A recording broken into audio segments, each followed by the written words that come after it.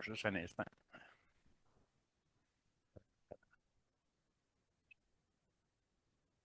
C'est beau. Alors, on est rendu à la période de questions et puis je voudrais, avant d'aller plus loin, commencer par le message que notre maman nous a donné à Medjugorje qui répond vraiment là, aux besoins de notre temps pour nous encourager à vivre et à mettre en pratique ce que le bon Père No et le bon Père Maton là, nous ont rappelé de si important d'être fondus, fusionnés en Dieu à tout moment. Alors, le message du 25 mars, la journée de l'Annonciation, la Vierge nous dit, « Chers enfants, en ce temps de grâce, et ce don de la divine volonté, c'est le temps de grâce, c'est le remède à tous les maux, où vous êtes appelés à la conversion. » Alors, il dit pas ça pour les autres, il dit ça pour nous, là. Alors, ceux qui se pensent convertis, là, alors, comme disait le Père Maton, Jésus, quand on dit oui, va commencer à nous purifier de tout ce qui est humain en nous et nous allons dire oui. Alors, appelés à la conversion, la Vierge dit, je vous encourage, petits enfants, à m'offrir vos prières, vos souffrances et vos larmes. Et dans la divine volonté, on le fait au nom de toutes les générations, de toute l'humanité entière. C'est merveilleux, ce don-là. Jésus, ça permet à Jésus de travailler divinement en chacun de nous et de multiplier notre prière pour qu'elle devienne éternelle et qu'elle porte un fruit divin. Alors, elle dit, je vous encourage, petits enfants, à m'offrir vos prières, vos souffrances et vos larmes pour la conversion des cœurs qui sont loin du cœur de mon Fils Jésus. Priez avec moi, car, petits enfants, sans Dieu, vous n'avez ni avenir, ni vie éternelle. Ça, c'est important. Il faut vraiment arrêter, pas juste lire ça, oui, oui, mais c'est important là, de réfléchir à ça parce que la Vierge, elle nous dit clairement que sans Dieu, nous n'avons ni avenir, ni vie éternelle. Tout le monde veut aller au ciel, mais personne ne veut mourir. Ça, c'était le dicton d'avant, là. Mais encore une fois, tout le monde veut aller au ciel, mais est-ce qu'on prend les moyens pour y parvenir à cette vie éternelle-là? Alors la Vierge dit, je vous aime, mais je ne peux pas vous aider sans vous. Voyez-vous, la Vierge a dit, je vous aime, je veux vous donner tous mes biens, je veux faire grandir Jésus en vous, mais je ne peux pas le faire sans votre permission, parce que vous avez été créés libres. Et elle dit, c'est pourquoi dites oui à Dieu, notre fiat, là, tellement important à chaque acte de nos jours aujourd'hui. C'est pas de dire un oui général une journée, puis c'est bon pour toute la semaine. C'est à chaque instant de chaque jour, il y a un acte parfait que Jésus a refait dans sa divine volonté et il nous invite à entrer dans cet acte et à le faire avec lui. Donc, c'est plus je fais, mais c'est nous faisons ensemble, fusionnés ensemble dans la divine volonté. Alors, elle dit, merci d'avoir répondu à mon appel. Alors, voyez-vous l'importance de réfléchir sur ces paroles qui sont des paroles de lumière, de paix, d'amour de la Vierge Marie, rien d'apeurant ou rien de ça, mais qui nous appellent à nous convertir, à ouvrir notre cœur pour que Jésus puisse travailler en nous, nous purifier en nous de tout ce qui est humain. Et je voudrais continuer avec une parole d'Isaïe 30, 15, parce que c'est tellement important cette parole-là. Et je vous invite, je vais la lire, là, je vous invite à l'écrire gros puis à la mettre sur votre frigidaire, dans votre livre de prière, partout, parce que présentement, avec tout ce qui se vit de noirceur, de ténèbres, d'agitation, de division, de tout ce qu'il peut y avoir sur la terre, hein, qui est le royaume des ténèbres, on peut sentir notre âme parfois là, un peu secouée, puis il y a une tempête qui s'en vient à gauche puis à droite, puis bon, etc. Mais Jésus nous dit dans Isaïe 35, « Ainsi parle le Seigneur Yahvé, le Saint d'Israël. Dans la conversion et le calme est votre salut. » Et Jésus nous le dit dans le livre du ciel. Il ne peut pas venir régner en nous s'il y a du trouble, s'il y a de l'agitation, parce que lui, il est le prince de la paix. Alors, il faut que notre âme soit dans le calme et dans la paix pour que Jésus puisse vraiment vivre et régner en chacun de nous. Dans la conversion, donc, on sait c'est le temps là, de l'année pour vraiment réfléchir et laisser Jésus, sa volonté divine.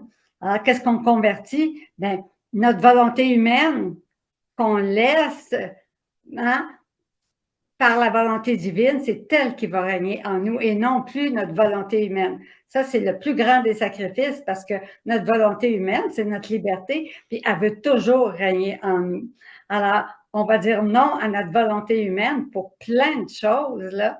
Alors, que ce soit un caprice dans le manger, que ce soit de ne pas regarder la télévision, que ce soit, bon, peu importe, tout ce que le Seigneur a à purifier en nous, et c'est personnel, il n'y a pas deux personnes pareilles. Donc, dans la conversion et le calme est votre salut, dans la sérénité et la confiance est votre force. Votre force sera de rester calme et d'avoir confiance. Combien c'est important de se rappeler cette parole-là pour que peu importe ce qui arrive sur notre terre et tout ce qui se prépare et tous les ténèbres qui peuvent surgir autour de nous dans ce monde ténébreux, bien, Jésus nous dit que notre force sera de rester calme. Et comment on peut rester calme? Bien, en vivant dans la divine volonté. Alors, à chaque instant de nos jours, en priorisant la divine volonté et non pas notre volonté humaine qui, elle, nous fait descendre par le bas dans nos caprices, dans nos mauvaises habitudes, dans des péchés, dans des imperfections. Mais la divine volonté, elle nous fait grandir dans la sainteté divine, dans la lumière de Dieu, dans la paix, dans l'unité entre nous. Et ça crée en nous la sérénité et la confiance totale en Dieu. Alors, peu importe ce qui peut se passer sur la terre dans les ténèbres de ce monde, d'avoir une confiance totale en Dieu. Quelle importance que c'est d'avoir cette confiance et cet abandon total en Dieu. Alors, peu importe ce qui arrive, notre confiance est totale en Dieu. Et on sait très bien que c'est Dieu, le cœur immaculé de Marie, qui va régner, qui vont triompher à la fin des temps. Alors, soyons confiants, notre confiance totale en Dieu, qui, lui, le prince de la paix, par nos rondes répétées, qui demandent, qui sont autant d'occasions, nos actes dans la divine volonté, de demander que ton règne vienne, pour que le Père entende continuellement, venant de la terre, cet appel, que ton règne vienne, que ta volonté soit faite sur la terre comme au ciel. Que chaque acte fait dans la divine volonté finisse avec un « que ton règne vienne », que ta volonté soit faite sur la terre comme au ciel, pour que le Père entende tous ses enfants en train de lui demander que son règne vienne, puis dire, est-ce que c'est vrai? J'entends tous mes enfants sur la terre en train de demander continuellement que mon règne vienne, que la volonté divine se fasse sur la terre comme au ciel.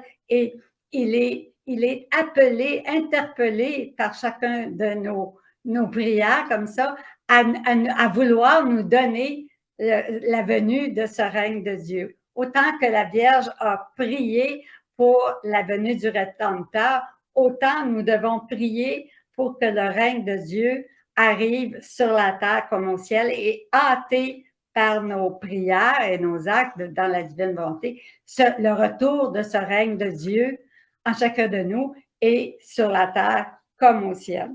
Alors, ces deux petites paroles-là, là, c'est vraiment d'actualité. On met ça, puis quand on se sent troublé, on va relire ça pour se remettre dans la divine volonté.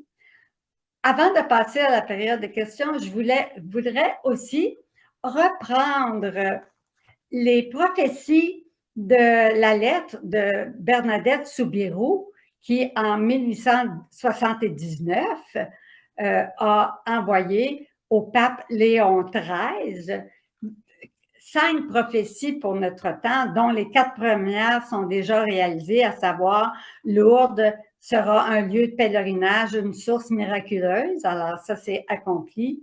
Il va y avoir au 20e siècle un essor scientifique, l'électricité et tous les appareils électriques. Alors ça, c'est réalisé également.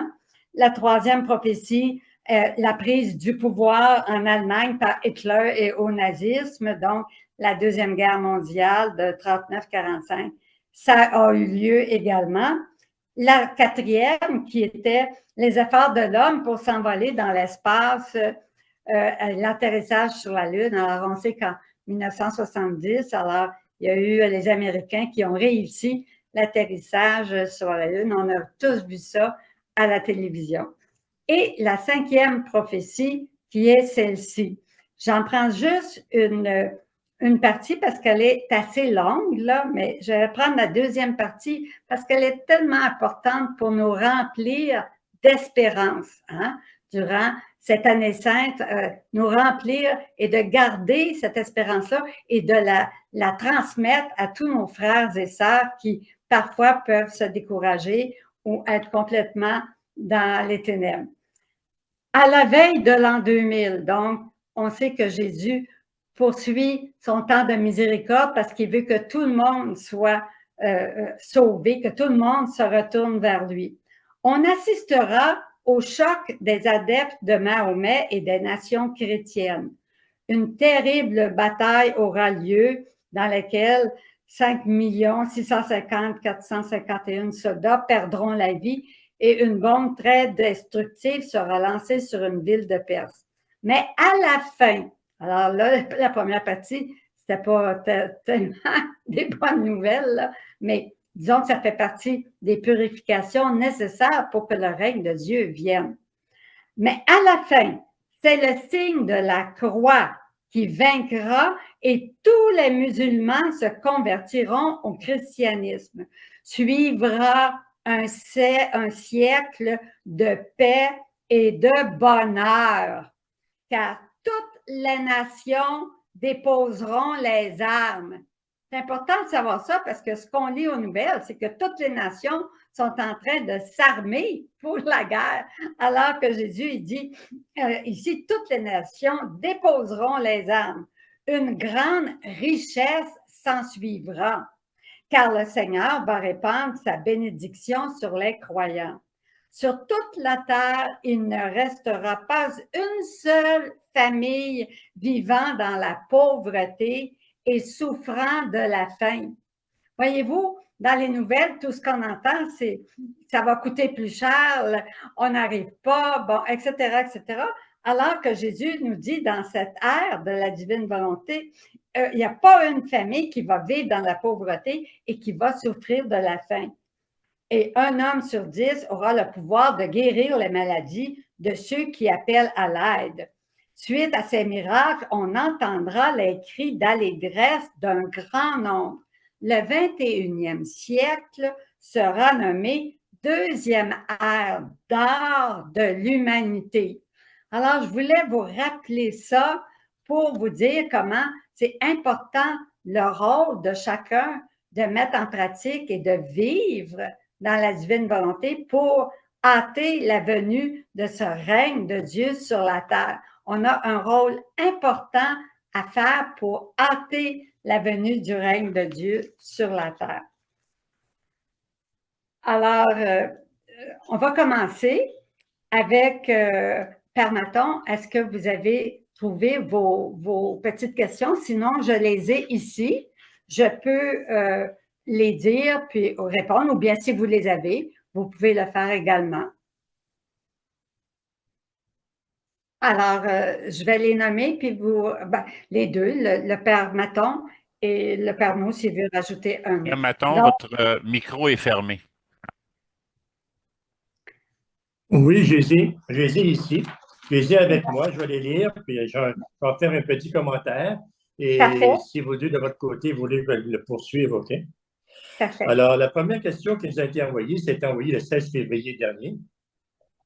Puis, c'était dans le livre, ça se produit au livre, au tome 2, OK? Que ça se produit, puis ce sont des textes quand même importants, parce que c'est deux questions dont des groupes de Sénat se posent.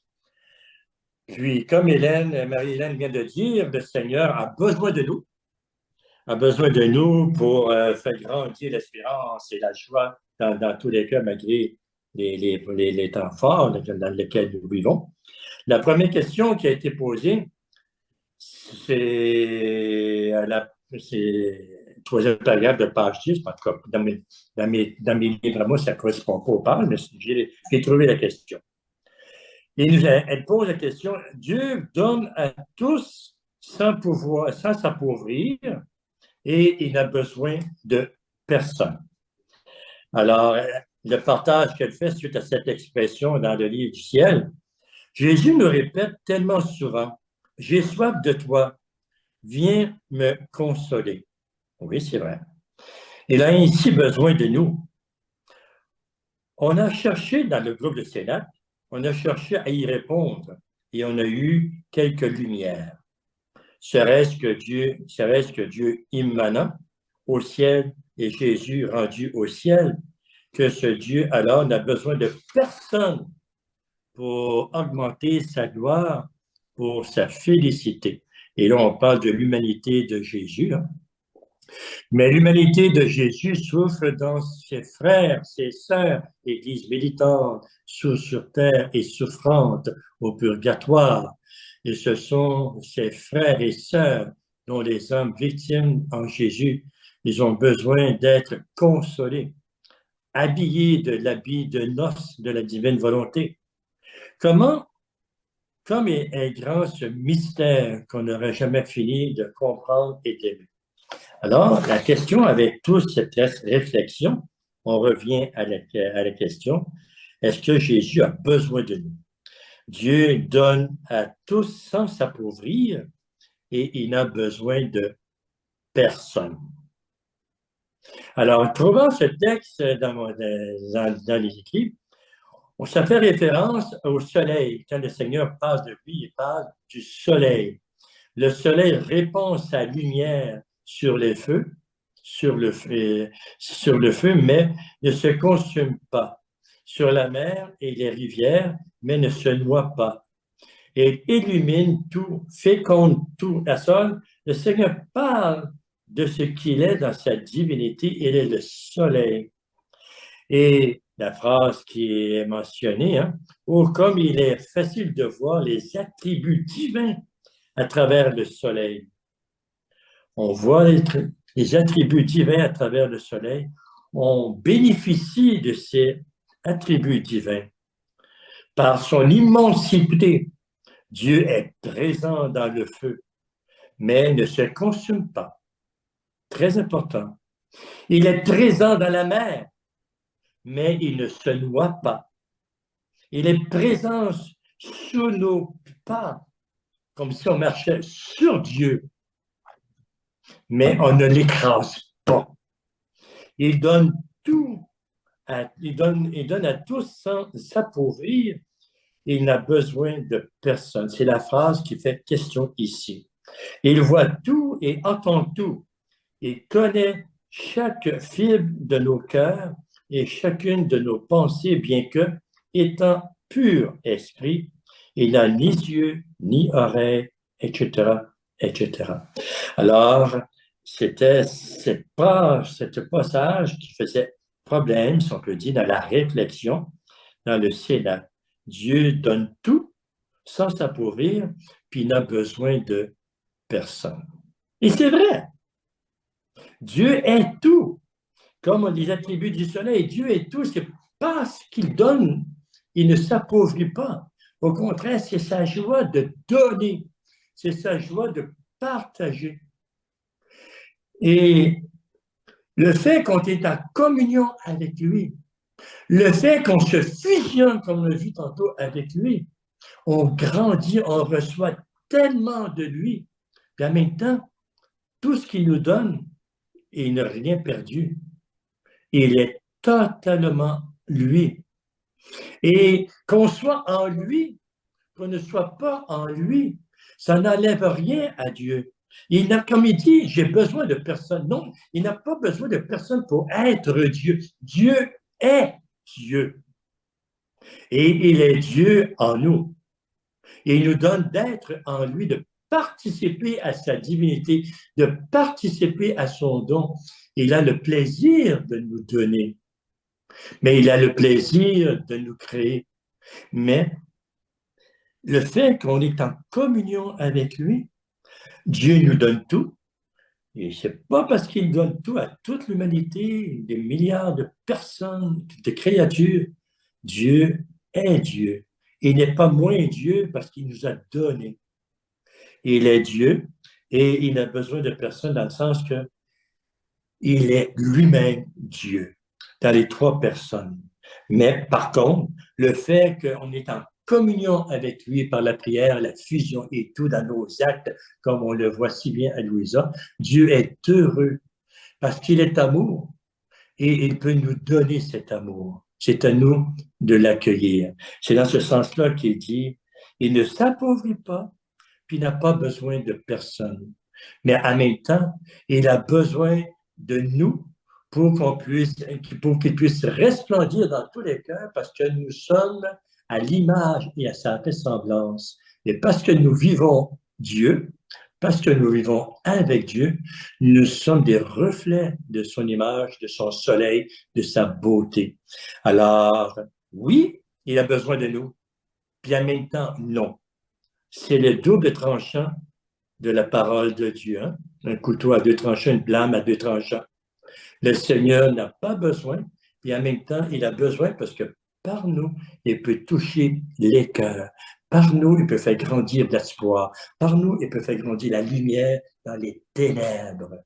Parce que l'Éternel resplendisse par nous. C'est comme on voit, à chaque fois que je pose un acte, Dieu entre dans mon acte. Mon acte, comme moi, que j'appelle, mon acte devient de la matière dans laquelle Dieu peut travailler. Parce que je fais un acte, Dieu entre dans mon acte et mon acte devient un acte humain divinisé. Jésus, tout ce que je fais, le Père le fait avec moi. Alors, on fait avec lui, il le fait avec nous, on est fusionnés. Dans ce sens-là, pour que le royaume de Dieu puisse grandir sur la terre, il a besoin de nous. Il a besoin de nous pour les consolations, pour venir en aide aux âmes du purgatoire, comme il est mentionné dans cette réflexion. Même pour nos frères du purgatoire, Dieu a besoin que nous puissions œuvrer avec lui, oui. Mais en même temps, si on ne le fait pas, Dieu est Dieu et il peut agir de différentes manières jusqu'à produire des créatures avec les roches. Il peut produire une âme avec une roche. Comme il a dit, je peux transformer un caillou. C'est sa volonté, c'est sa force divine. Alors, non, il n'a pas besoin de nous, comme il dit bien. C'est pas une erreur. Dieu nous donne tout sans s'appauvrir. Et si on collabore avec lui, c'est grand.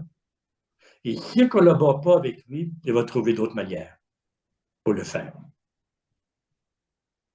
C'est nous qui sommes perdants et non pas lui. C'était la première question. Alors, je vous laisse la suite. Hélène, Pernod.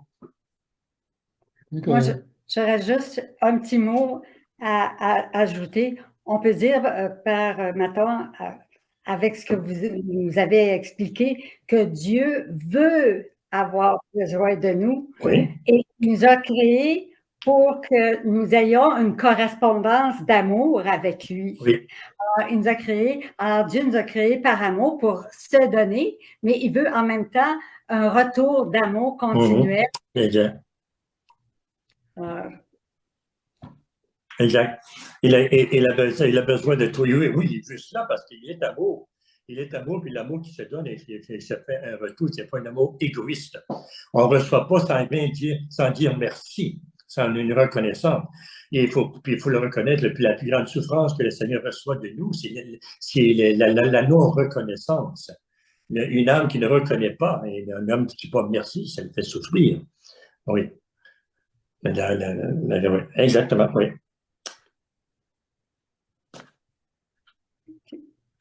Ça va? On passe oui. à la deuxième? À la deuxième question? Est-ce que je te Oui. laisse aller, Marie-Hélène? Non, allez-y, mon père, si vous l'avez. Moi, je l'ai ici, mais c'est très bien, là. Alors, dans le même groupe, il se posait, la deuxième question était, dans le même texte, un peu avant la fin du texte, il y avait un passage sur le soleil. Si le soleil se rapprochait des hommes, ceux-ci seraient réduits ensemble. Il en va ainsi concernant le soleil divin.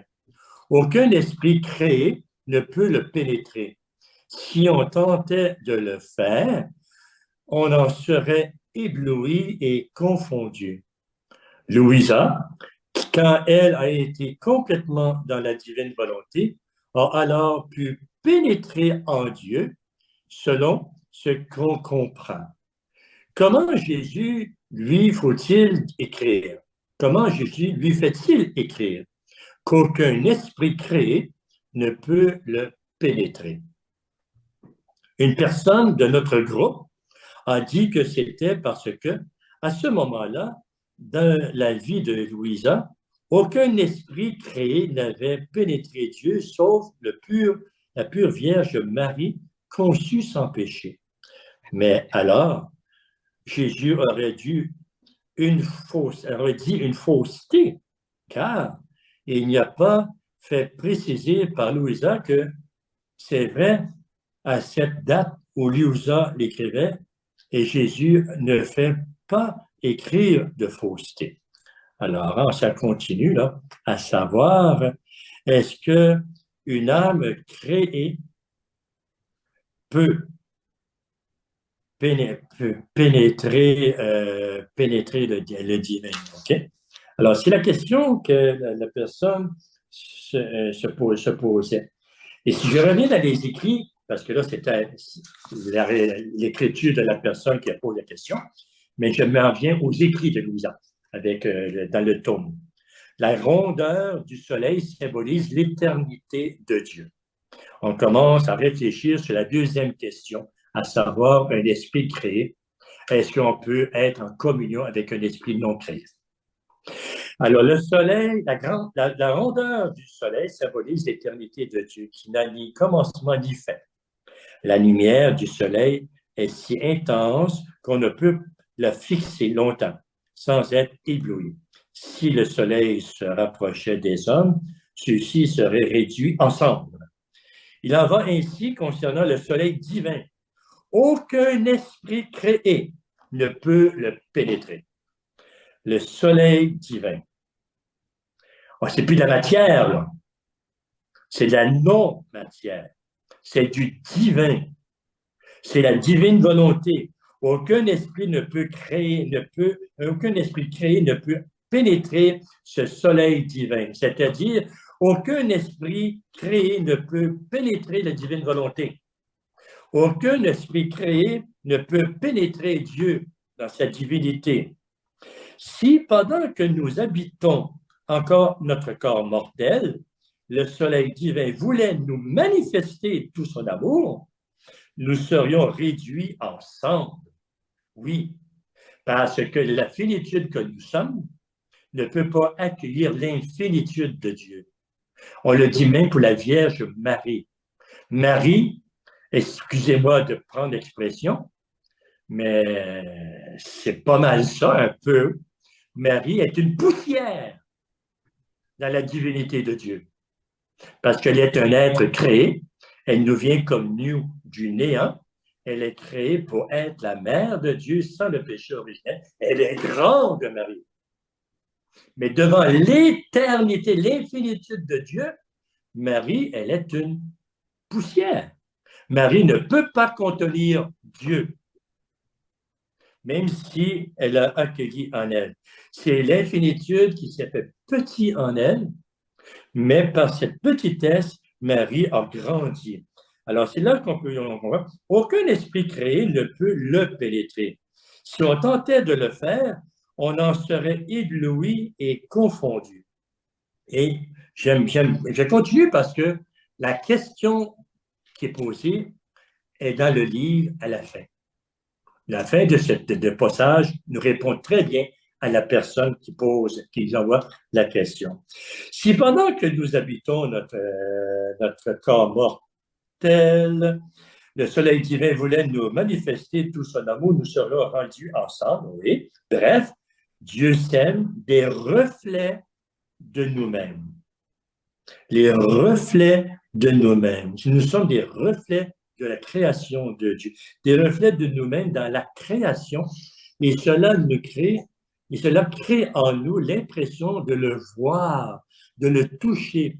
C'est vrai, Louisa, elle voit le Seigneur, elle le touche, elle est habitée par une ambiance habituelle, elle est habitée par le divin, elle est bien, elle se sent bien. On a vraiment l'impression, c'était d'être entouré et envahi, habité par une chaleur, une présence divine. On a l'impression de le voir, de voir le divin, de le toucher. Ainsi, nous sommes continuellement rejoints par lui. Après que le Seigneur m'eut dit les mots, la foi, c'est Dieu, je lui ai demandé, Jésus, m'aimes-tu? Il répondit, et toi, m'aimes-tu? Je répondis, oui, Seigneur, et tu sais que sans toi, j'ai l'impression qu'il n'y a pas de vie en moi. Sans toi, il n'y a pas de vie en moi. Et en même temps, elle fait l'expérience de la grandeur de Dieu en elle. Elle sent un reflet, elle sent les effets, le reflet de la vie divine en elle.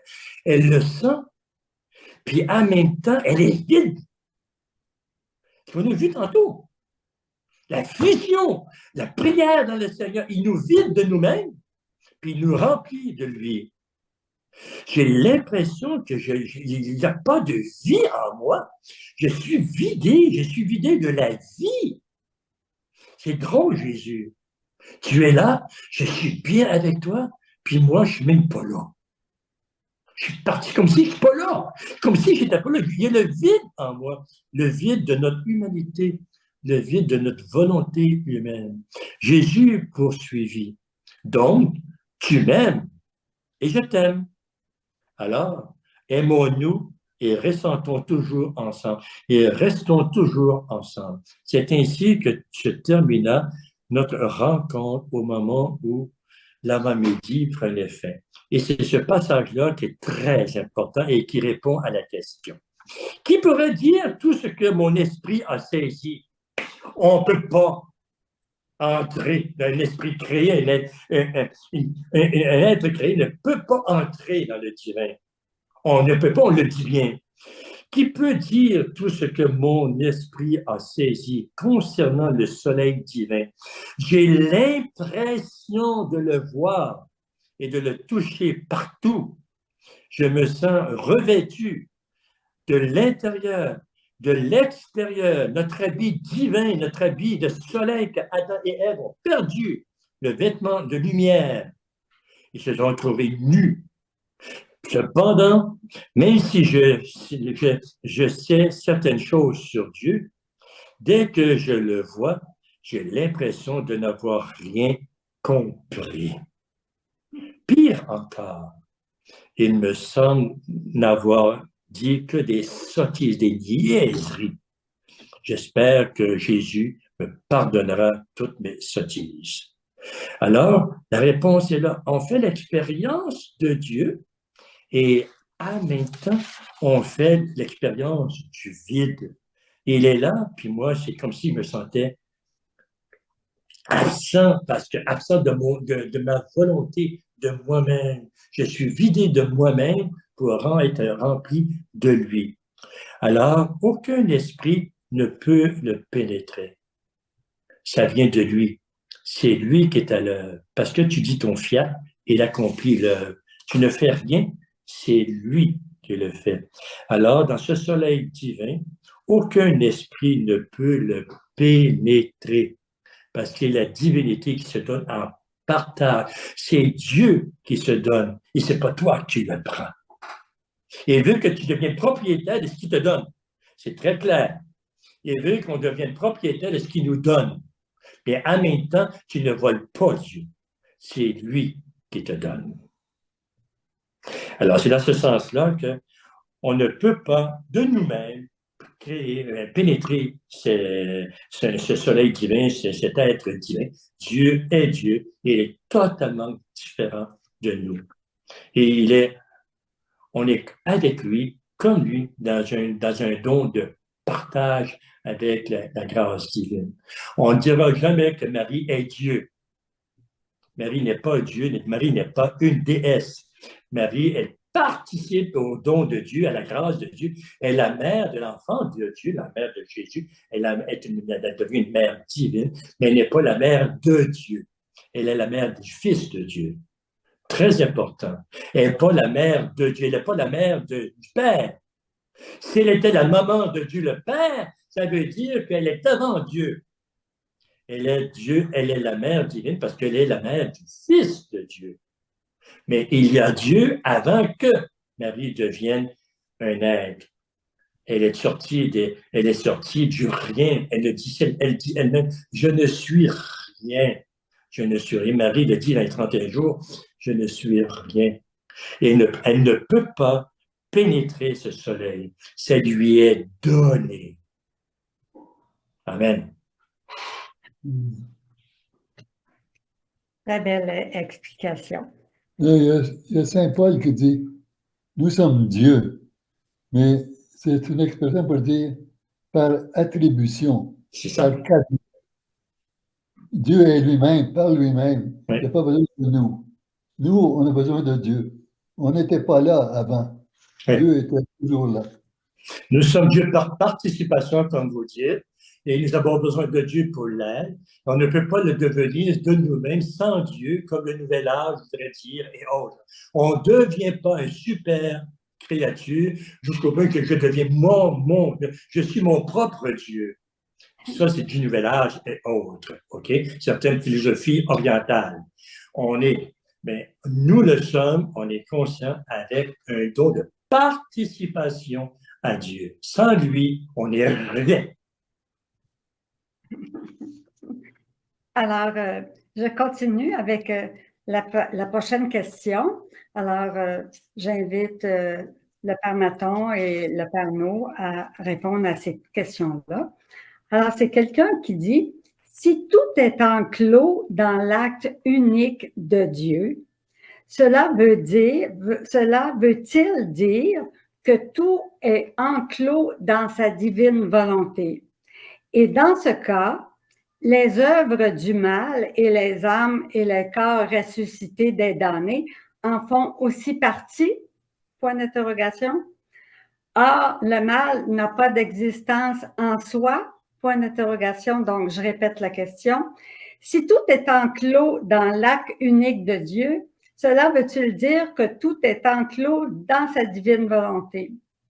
Alors, on peut répondre à cette première partie et je reviendrai avec la deuxième partie. Alors, bien sûr que oui, tout est enclos dans sa divine volonté. J'imagine que vous êtes d'accord avec ça, Père Maton? Mm-hmm. Bon, alors on continue. Alors oui, tout est enclos dans sa divine volonté. Et dans ce cas, les œuvres du mal et les âmes et les corps ressuscités des damnés en font aussi partie? Moi, je dirais oui. Mais une participation négative, c'est une absence de bien. Si on regarde, par exemple, Lucifer, c'était un ange qui était entre toutes les créatures et Dieu, en puissance, en beauté, en perfection. Par contre, lui, il a décidé, parce qu'il avait le pouvoir, Dieu lui a donné, comme il nous a donné aux hommes, de faire une décision par notre volonté. Alors, il a pris le pouvoir pour négativer le bien. En négativant le bien, il s'est hanté dans le mal. Il est devenu mal. C'est une absence de Dieu. Il y a bien d'autres points de vue aussi qu'on peut élaborer là-dessus. Mais ce n'est pas Dieu qui a fait le mal, pas Dieu qui a créé l'enfer. L'enfer, c'est une négation de Dieu. Quelqu'un qui ne veut pas aller avec Dieu. Alors Dieu le laisse dans sa volonté. Il ne lui brise pas le don qu'il lui a donné de la volonté. Il a donné les trois facultés, la volonté, la mémoire et l'intellect. Dieu n'enlève pas ces dons-là, mais il les comble. Par contre, si quelqu'un n'en veut pas, et après mûre réflexion, n'en veut pas, il décide. Et Lucifer, lui, n'avait pas besoin de grande réflexion pour s'opposer à Dieu. En un instant, tout était clair pour lui. Nous, ça nous prend du temps, quelquefois, pour voir les pièges ou les avantages ou les désavantages d'une action ou d'une décision. Alors, Dieu nous laisse libres.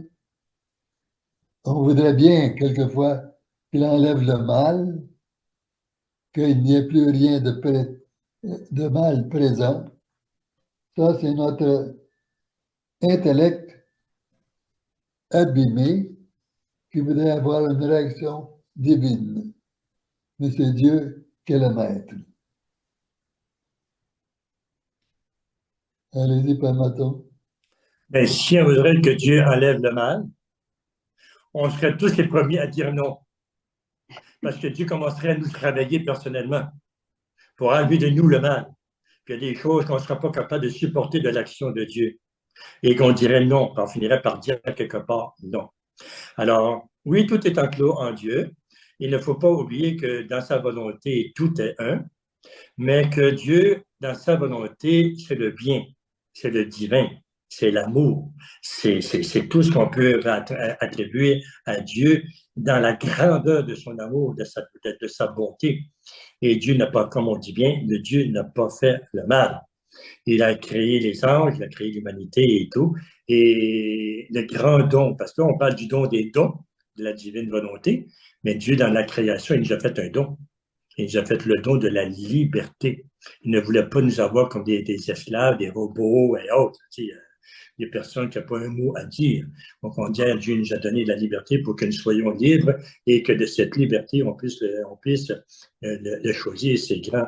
Quand Dieu a créé les anges, parce qu'on parle de deux créations, hein, quand Dieu a créé les anges, il les a créés libres aussi, hein, n'oublions pas.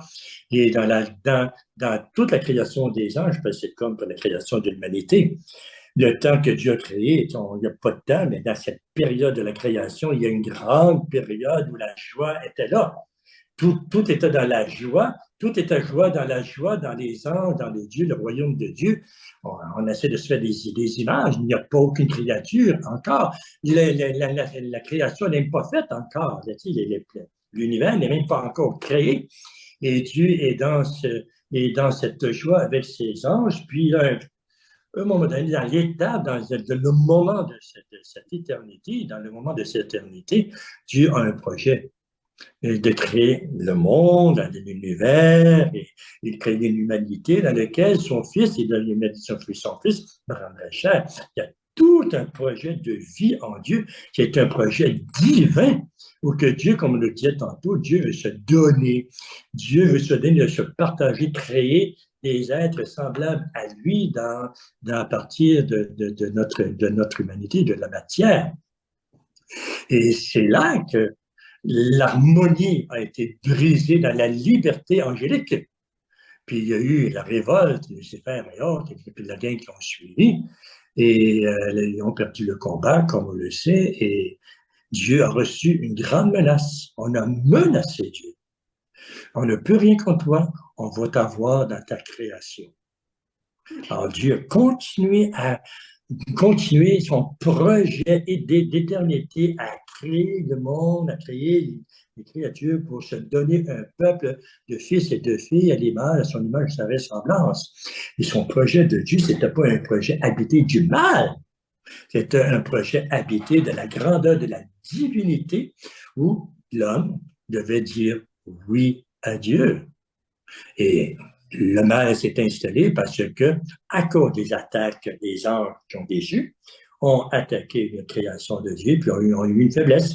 Il y a eu de la faiblesse et il y a eu le péché originel. Mais Dieu n'a pas, comme on dit si bien, Dieu n'a pas créé le mal.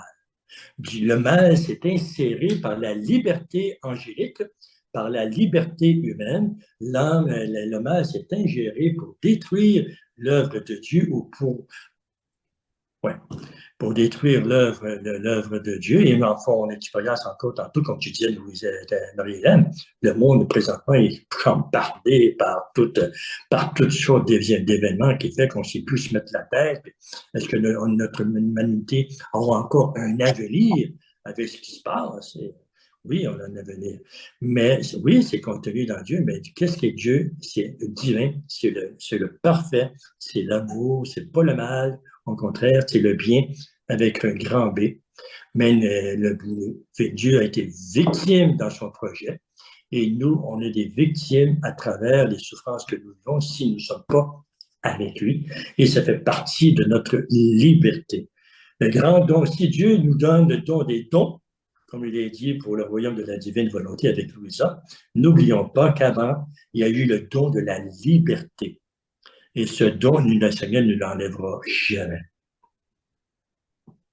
Dans ce sens-là c'est dans ce sens-là qu'on peut comprendre la volonté de Dieu, l'œuvre de Dieu. L'œuvre de Dieu, on ne peut pas la comprendre sans cette folie, si je peux dire, la folie divine de Dieu pour nous, de nous avoir donné cette liberté. C'est ce qui nous fait enfants de Dieu, d'être libres. Lui, il est libre. D'ailleurs, Jésus le dit dans un des tomes, tout être créé, que les facultés, intellect, mémoire, volonté, a à subir un test pour montrer qu'il est avec Dieu. Les anges ont subi un test, un tiers des anges a failli, est tombé dans le mal, a fait la mauvaise décision. Beaucoup d'êtres humains aussi font de mauvaises décisions. Nous-mêmes, avec toutes nos faiblesses, nous faisons de mauvaises décisions. Mais Dieu, jamais. Et pour finir la question, il y a juste un petit point. Alors, elle dit, et pour les âmes du purgatoire, elles baignent dans la divine volonté sans pouvoir encore en jouir? Alors, elle veut savoir si cette idée est vraie ou si c'est autre chose. Donc, les âmes du purgatoire baignent-elles dans la divine volonté, mais sans pouvoir encore en jouir? Je peux répondre. Parce que moi, je suis un fervent des âmes du purgatoire et tout. Ça, là, au contraire. Il nous a dit, à travers les écrits que nous avons eus, donc de mystique et autres des ciels de l'Église, il nous a dit que après le ciel, l'endroit qui a la plus grande joie de vivre en Dieu n'est pas sur cette terre, mais dans les âmes, mais au purgatoire. Les âmes du purgatoire ont une joie extrême d'être au purgatoire parce qu'ils ont fait l'expérience de Dieu. Elles ont vu leur âme et elles ont choisi le temps de purification et elles sont très heureuses, même si c'est un temps de purification qui semble être souffrant. Ce temps de purification est une très grande joie parce qu'elles ont vu Dieu et elles savent que ça va vers lui. Alors, on nous dit que le purgatoire, c'est le lieu où on fait l'expérience de la divine volonté. On connaît Dieu, on connaît sa volonté, on l'aime, on l'adore dans sa volonté et on l'aime, puis on est rempli de joie parce que plus la purification s'accomplit dans l'âme, plus elle monte vers Dieu. Alors l'âme est remplie d'une joie que pas un être sur la terre peut recevoir. Oui, une petite comparaison, c'est quand Louisa dit, je sais que Jésus est là, mais il ne se manifeste pas. Alors, c'est comme un purgatoire. Elle Il est attend. ça. Merci beaucoup, Père Nathan. Alors, une dernière question avant de terminer. Alors, il dit ceci, Matthieu 25. Alors, j'étais voir Matthieu 25 parce que il dit ça. Le cheval de bataille depuis des dizaines d'années où on centre la pastorale sur le soin matériel et psychologique à apporter à nos frères et sœurs. Alors, comment bien comprendre Matthieu 25?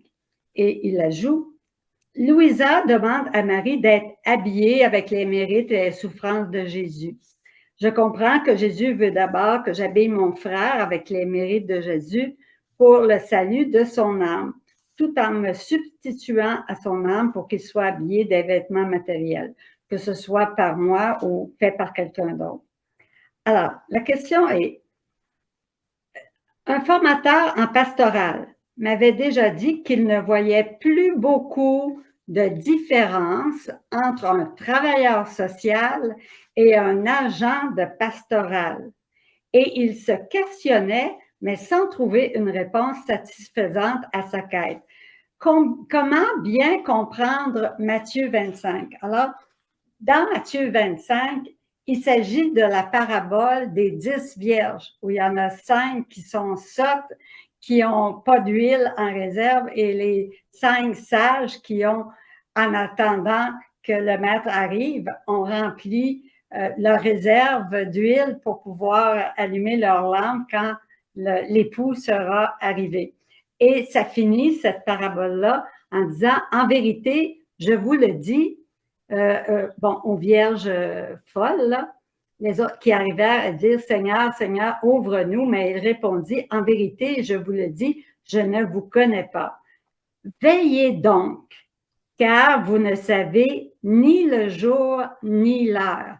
Alors, je pense que c'est cette dernière phrase-là qui vient nous rejoindre dans le « Est-ce qu'on est une vierge sage ?» avec tous les moyens que nous propose l'Église, puis Dieu lui-même pour grandir dans la vie divine, ou est-ce qu'on fait partie des vierges sottes qui n'ont pas pris les moyens, n'ont pas d'huile en leur possession pour allumer leur lampe à la venue du Seigneur.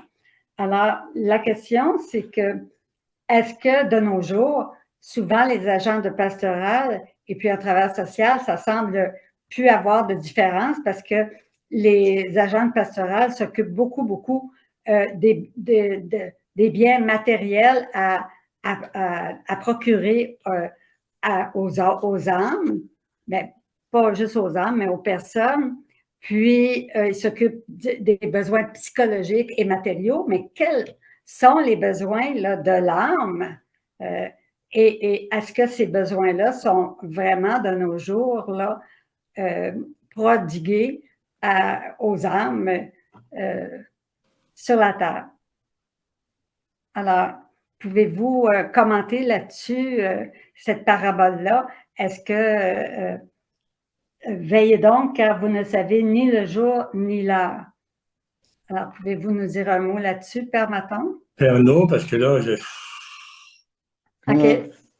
Alors, là-dedans, premièrement, celui qui travaille en pastoral, ce n'est pas son but premier d'aider les gens au point de vue matériel. Ceux qui travaillent au point de vue social, oui, c'est leur but. Ça ne défend pas à celui qui travaille dans le milieu pastoral d'aider au point de vue social, mais ce n'est pas son but premier. Il y avait d'autres choses que je voulais dire. Hein?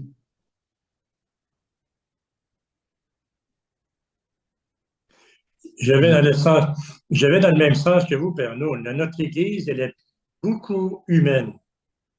et pas assez divine, pas assez spirituelle. Il y a certains, ben, je ne vise pas parce que je fais un commentaire des paroles que j'ai entendues d'évêques. Donc, on dit à travers notre pastorale, il faut humaniser l'homme.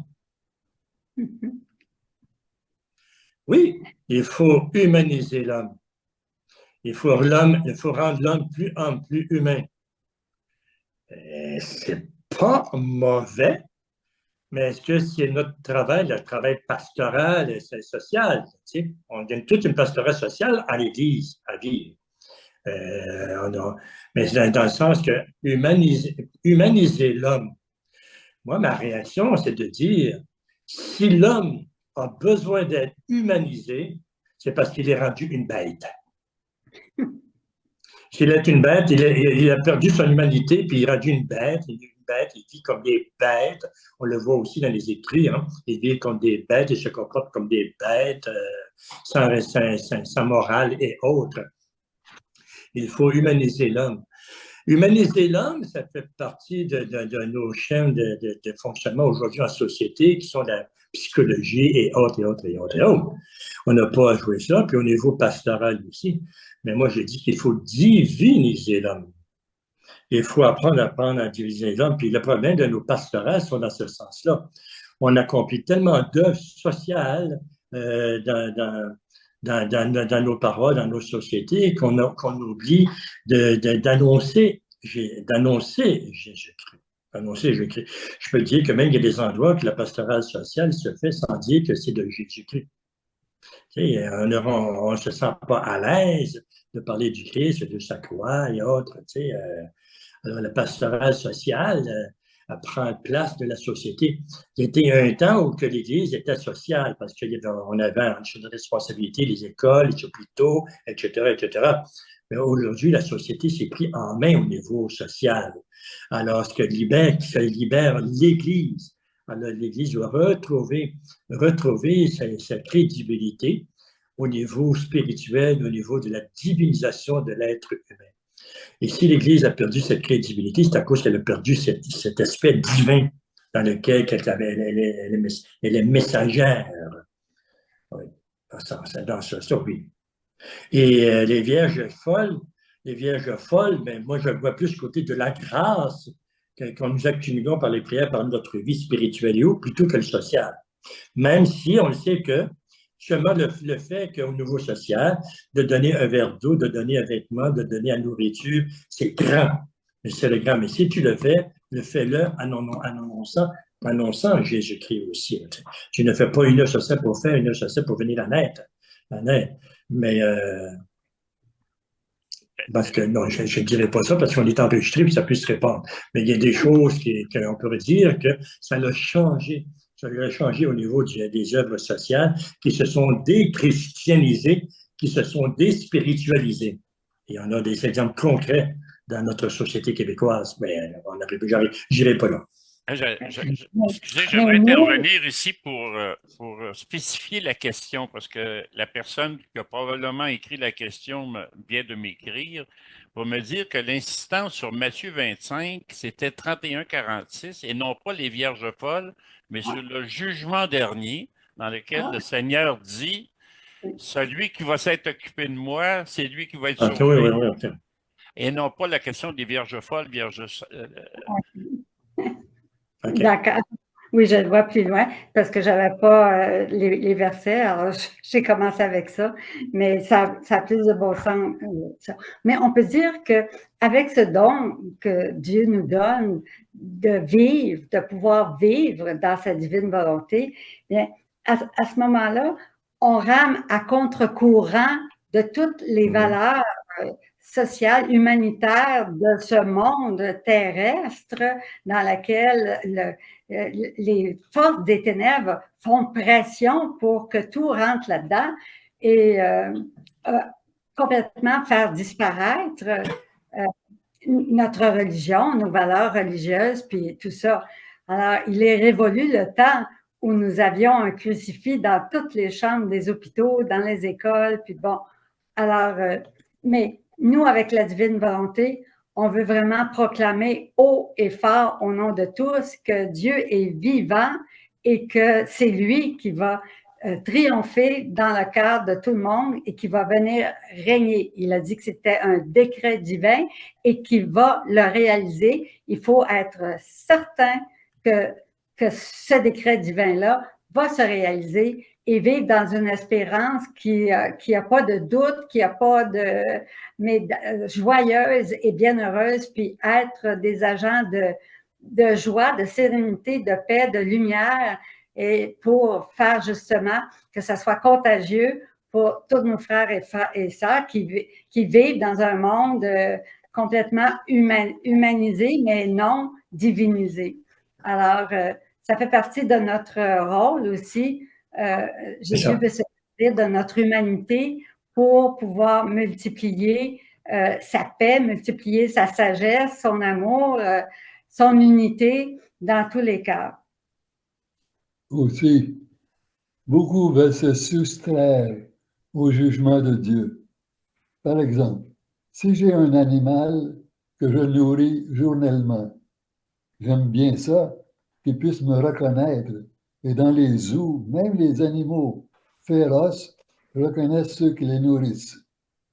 Alors, c'est normal que j'ai une relation avec Dieu positive, que je fasse des efforts pour montrer à Dieu mon attachement, parce qu'il m'a créé et me comble, même à travers des souffrances. Il me purifie. Alors, le purgatoire, c'est quelque chose qui s'en vient justement pour nous rendre plus aptes à pénétrer dans la divine volonté, dans la divinité comme récompense, pas comme cause, mais comme effet. Alors, mais beaucoup veulent se soustraire et dire, non, non, c'est moi qui décide de ma vie. Je n'ai pas à donner à d'autres un pouvoir sur moi. C'est pour ça que la Vierge, là, rappelez-vous, elle nous dit très bien, le message du 25 mars, là, sans Dieu, vous n'avez ni avenir, ni vie éternelle. Alors ça devrait porter toute l'humanité, même les chrétiens, ceux qui se sont éloignés de l'Église ou quoi que ce soit, mais qui ont été baptisés, mais qui ont laissé, ça devrait parler à leur cœur, parce que la Vierge nous dit réellement les choses telles qu'elles sont, et elle nous dit qu'un monde sans Dieu, dans lequel on veut à tout prix bannir tout ce qui est de Dieu. On ne veut pas entendre parler de Dieu, mais la Vierge, elle nous dit, sans Dieu, vous n'avez ni avenir, ni vie éternelle. Alors, on est à l'heure du choix. Alors, choisissons notre vie avec Dieu, parce que, comme le disait Louisa, quand tu n'es pas là, Jésus, j'ai l'impression de ne pas vivre. J'ai l'impression de vivre quand tu es là, quand tu es avec moi, tout ça, c'est toi la vie, le chemin. Alors, on est à l'heure du choix de ne pas être des tièdes, mais vraiment de se prononcer en faveur de Dieu et de vivre selon sa volonté divine et non plus selon nos penchants mauvais. J'aimerais juste compléter encore pour aller un petit peu plus loin parce que c'est important, le fameux Matthieu 25, là, et je le répète, c'était Jésus qui dit « J'étais nu, vous êtes venu me vêtir, j'avais faim, vous êtes venu me donner à manger. » Donc, l'insistance est mise sur les besoins matériels. Et bon, à peu près pendant 20 siècles, l'Église s'est toujours occupée des besoins matériels, mais au 20e siècle, c'est l'État qui a pris la relève. Alors, l'Église, elle a laissé la place, et puis maintenant, on dirait qu'elle cherche sa vocation. C'est pas clair. Là, c'est quoi, là, maintenant, le Jésus, j'étais nu, vous m'avez vêtu, Et c'est de ça qu'on veut parler. Je suis un travailleur social et cette question-là, pour moi, elle est très centrale. Il faut répondre à cette question. Pourquoi? est-ce que c'est seulement la compassion humaine? Est-ce que c'est de l'humanisme, l'Église catholique? Est-ce que c'est à ça qu'on est appelé? Mais pas du tout, c'est bien plus que ça. Et tant qu'on n'a pas compris ça, on passe à côté de qui était Jésus, puis de quoi il est venu nous parler. Mais moi, ce que je vois dans cette partie-là de Matthieu 25 du jugement dernier, alors, bon, j'ai tenu tout ça, ce sont des actes de charité. Et puis, ben, la charité, puis l'amour, c'est la fille aînée de la divine volonté. Alors, Dieu est amour. Alors, si dans notre vie, il y a toujours un acte de charité continuelle, bien, on fait passer Dieu à travers nos actes, à travers nos gestes, et Dieu fait du bien, non seulement physiquement, matériellement, mais à l'âme en premier, parce qu'il le dit bien dans les écrits de Louisa. Il dit, ce qui m'importe, c'est le salut des âmes. Les villes, s'ils sont détruites, pourront être rebâties. Mais les âmes, une âme de perdu est perdue pour l'éternité. Donc, dans Matthieu, alors chaque acte de charité, c'est un acte d'amour, puis Dieu est amour, donc on laisse passer Dieu, l'amour, on répand l'amour de Dieu dans chacun de nos actes, et Dieu se révèle aux autres par l'amour qu'on a envers les uns les autres. Aimer Dieu par-dessus tout et aimer son prochain comme nous-mêmes. Ce sont les deux commandements que Jésus nous a laissés pour que nous puissions les appliquer dans notre vie. Dépendant des situations, quelquefois, il faut aider au point de vue corporel avant le spirituel. Et quelquefois, et normalement, ça devrait être le côté spirituel et corporel après, ou les deux ensemble. Si je pourrais parler un peu, c'est moi qui ai posé la question. Oui. Et je regarde dans les années 1980, la catéchèse aux enfants dans les écoles, c'était centré sur on aime notre prochain, Jésus dans le prochain, donc comme quand on aime notre prochain, qu'on rend service, on fait plaisir à Jésus, on aime Jésus. Et depuis ce temps-là, c'est ce qui reste de Matthieu 25 sur le jugement dernier, c'est si tu aimes ton prochain, si tu es bon avec ton prochain, tu vas au ciel, c'est automatique. Tu n'as pas besoin de Jésus sauveur à ce moment-là, en autant que tu as tes bonnes valeurs humaines, que tu t'occupes de ceux qui souffrent, qui ont faim, qui ont soif, tu es correct. Jésus devient un accessoire. C'est plus facile d'aimer quand on a Jésus, mais ce n'est pas indispensable. C'est cette mentalité-là qui revient. Puis quand on prend Matthieu 25, quand j'écoute des homélies sur Matthieu 25, c'est uniquement au niveau humain. Mais Jésus qui souffre en lui-même, dans la personne qui souffre, mais dans sa passion, c'est pas abordé. On passe à côté des souffrances de Jésus. On regarde juste les personnes humaines qui souffrent. Fait que c'est le sens de ma question, là. Et ça me met tellement à l'envers, moi, là. J'ai besoin d'être purifié là-dessus, là, en passant. Merci. Quelque chose à... C'était ce que je disais tantôt. Venez les bénis de mon Père. Je fais un héritage du royaume qui s'est préparé. Hein. Si vous avez fait assez petit, c'est à moi que vous l'avez fait.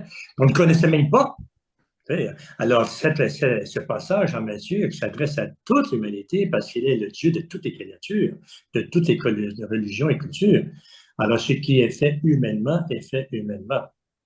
Et ce qui est fait humainement dans un acte chrétien prend une couleur différente. Et si on le fait, en plus de ça, dans la divine volonté, on multiplie, puis on répand, et ça prend... Alors, on voit que cette parabole, ce passage en Matthieu s'adresse à toute l'humanité. Mais quand on parle de notre société québécoise, il était un temps que l'Église, elle agissait parce qu'on était une société pauvre, dans bien les sens du mot. On n'était pas nombreux, on était beaucoup moins nombreux qu'aujourd'hui. Aujourd'hui, on est rempli d'immigrants et autres. Notre société, on passe on a des centaines de personnes qui nous arrivent à tous les ans de tous les pays. Ce qui fait qu'il y a un besoin qui se crée dans la société, puis l'Église ne peut pas répondre. L'Église, c'est impossible de répondre à tout ça parce que ça devient un peu un problème de société. Un problème de société. Alors, dans ce sens-là, l'Église va essayer de elle va prendre la relève un peu. Elle ne peut pas être comme elle était dans le temps des religieux, des religieuses avec les écoles et autres. C'est trop grand. L'Église n'a pas les moyens. Et même la société n'a plus les moyens aujourd'hui. Il le faut en s'endettant à coups de milliards de dollars. Alors, je ne sais pas qu'on s'en va comme ça, mais même la société n'a plus les moyens de subvenir aux besoins de toutes les personnes. Puis les personnes sont de plus en plus demandants. Alors ça aussi, l'Église ne peut pas répondre.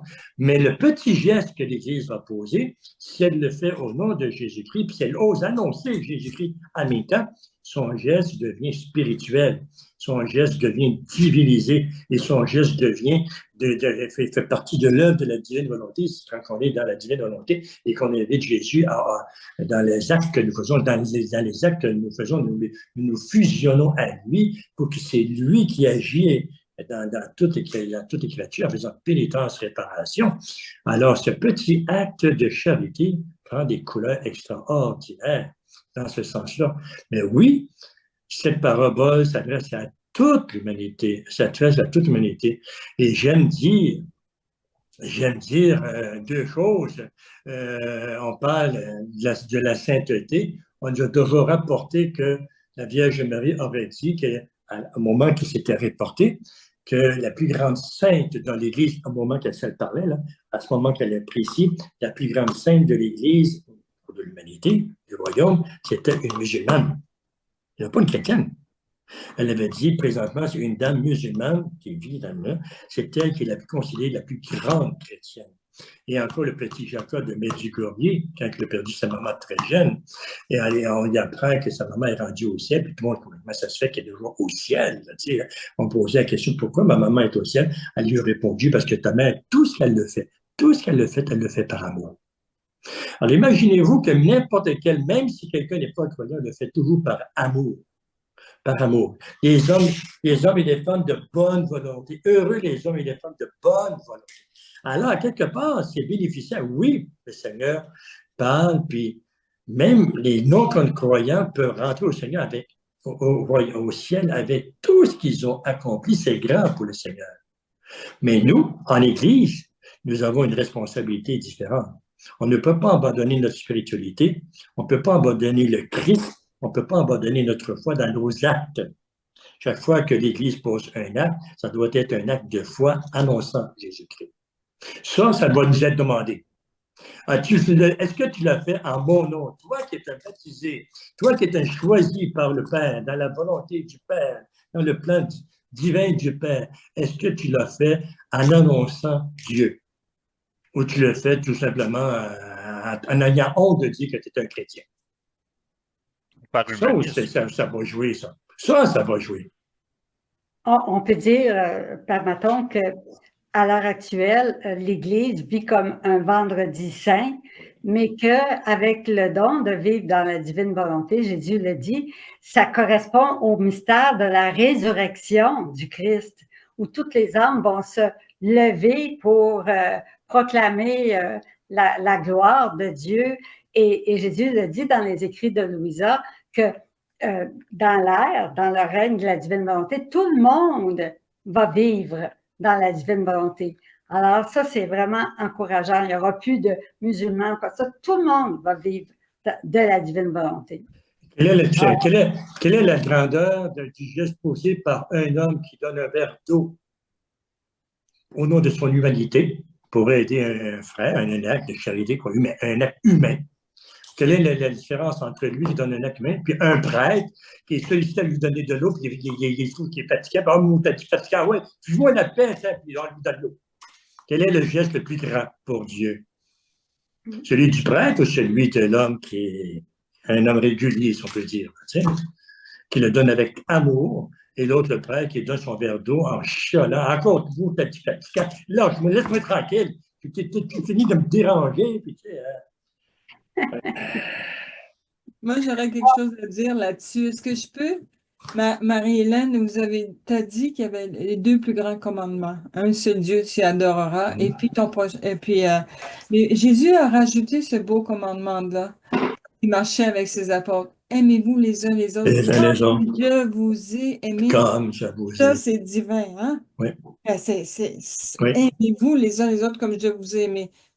Moi, ça, c'est la divine volonté. Il nous parle de la divine volonté dans le Nouveau Testament. Alors, pour moi, c'est quelque chose. Très bien, oui. Alors, c'est tout. En passant, D'accord. tout le monde pourrait ouvrir son micro. On pourrait tous... Moi, Oui. j'avais dit la dernière fois, j'avais 2 questions à poser à tout le monde. Oui. Je pense que tout le monde l'a sait. Quelle est la partie dans le Je vous salue Marie que la Sainte Vierge préfère? Le Seigneur est avec vous. Oui, oui. Salut, Marie. D'ailleurs, c'est dans le livre du ciel. Je pense que c'est 31, je ne suis pas certain. Là. Et la deuxième question. Dans le Notre Père, il y a plusieurs parties. La première partie, c'est pour Dieu. La deuxième, c'est pour l'homme, ou l'être humain. Dans toute cette prière, à votre point de vue, quelles sont les 3 parties les plus importantes? Elles peuvent changer. Parce qu'elles peuvent changer à cause de notre vie, des conditions de vie. Les 3 premières. Les 3 premières, mais que ta volonté soit faite sur la terre comme au ciel. Parce que Don Gobi, il les explique très bien, puis c'est pour notre vie éternelle et temporelle. Oui. Hein? C'est ça? La plus grande prière de l'Église. C'est essentiel. D'ailleurs, c'est ce qui revient dans la divine volonté. Mais il y a d'autres parties aussi qui peuvent être importantes dans notre vie. Pardonnez-nous nos offenses comme nous pardonnons à ceux qui nous ont offensés. Ça peut être important dans un moment de notre vie où il y a une grosse difficulté à pardonner. Plus tard, ça s'est réglé. Pardonne, comme nous pardonnons. Vous savez, Père Noé, c'est ça qu'on disait, le pardon est divin. Parce que c'est oublier aussi. C'est pardonner, mais totalement oublier. Et ça prend Jésus, juste Jésus pour nous inspirer divinement, pour oublier totalement les épreuves. On ne peut pas oublier. On ne peut pas toujours oublier totalement, non? Non, on n'oublie pas, mais... On n'oublie pas. On passe Mais par-dessus. on peut pardonner, mais on peut ne pas oublier. La cicatrice, elle reste là. Mais quand on se blesse, quand on est brisé, ça va guérir, mais la cicatrice, on va la voir, mais c'est fini. Oui, mais c'est ça. On n'est pas toujours en train de regarder cette blessure-là, le pardon qui a été fait. On fixe notre regard sur Jésus, puis on continue la course dans les rondes de la divine volonté, parce que Jésus dit, perds pas de temps avec ton passé ou quoi que ce soit, mais rentre dans la divine volonté parce qu'elle, elle court toujours, puis il faut prendre le train, il n'arrêtera pas, il faut monter dans le train pendant qu'il est en marche pour que cette roue de l'éternité rende gloire parfaite à notre Papa du ciel. Je voudrais juste, avant de vous quitter, de vous dire que le prochain Cénacle sera le 24 avril prochain, qui est le 4e jeudi du mois d'avril. Puis, puis 2 petites annonces aussi. 2 petites annonces, ceux qui sont intéressés. Un voyage à Medjugorje du 25 septembre au 13 octobre. Donc, je suis l'accompagnateur pour Medjugorje. Et chez moi, ici, chez les Trinitaires, 2, 3 et 4 mai prochains, une retraite de mariage à la divine volonté. 2, 3, 4 mai. OK, 2, 3, 4 mai. Puis en septembre, octobre, c'est un petit voyage sous la gestion de Mme Yolande Guérette, que vous connaissez tous, pour Medjugorje. Père Maton? Père Maton, est-ce que vous le laissez encore comme avant en silence, silencieux? Vous avez dit que vous vouliez peut-être changer ça, mais est-ce qu'il y en a qui se sont plaints? Ça serait une retraite pour tous. Mais non est-ce qu'il y pas en a... silencieuse, mais il y aura des moments de silence pour ceux qui le voudront. On leur donnera des possibilités d'être en silence s'ils le veulent. Mais, OK, mais la est-ce qu'il y en retraite a... comme telle ne sera pas en silence, non. Ah, OK. Mais est-ce que c'est indiscret de vous demander qu'est-ce qui a motivé votre décision? Parce qu'il avait été apprécié pour certaines personnes, mais c'est vous qui le savez, là. Mais parce que je donne la variété pour ceux qui n'aiment pas. OK. C'est une variété. Vous auriez aimé ça nous parler, au fond, qu'on ne pouvait pas se parler. Oui. On aurait peut-être aimé ça se parler, oui. Mais à l'intérieur de la retraite, il y a des moments où les gens peuvent être en silence. S'ils ne pas courir après l'autre pour parler. Oui. C'est bon. D'accord. OK, merci. 2, 3, 4. Alors, merci, Richard, aussi pour tout le Oui, point de Richard.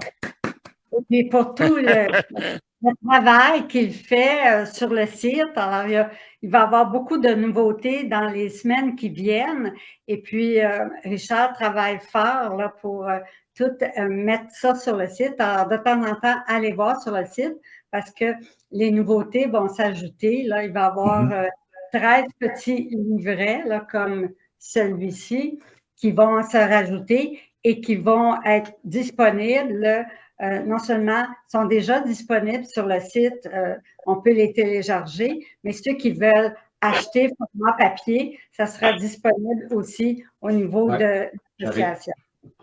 Il va y avoir aussi les méditations là, qui sont faites par une membre, une méditation des Écritures de l'Évangile versus les écrits de Louisa. Par exemple, on va prendre un thème, puis alors il y en a déjà 8 ou 9 de fait, puis éventuellement, ça s'en vient tout dans le site. Là. Oui, c'est merveilleux. Travail colossal. Merci, Richard, pour tout. Il travaille dans l'ombre, mais mon Dieu, aux yeux de Dieu, c'est grand. Merci beaucoup. Je voudrais saluer avant de terminer tous nos confrères et sœurs de l'Ouest canadien, dans l'Ontario. On n'en entend pas parler souvent, mais il y en a beaucoup qui sont réguliers et écoutent.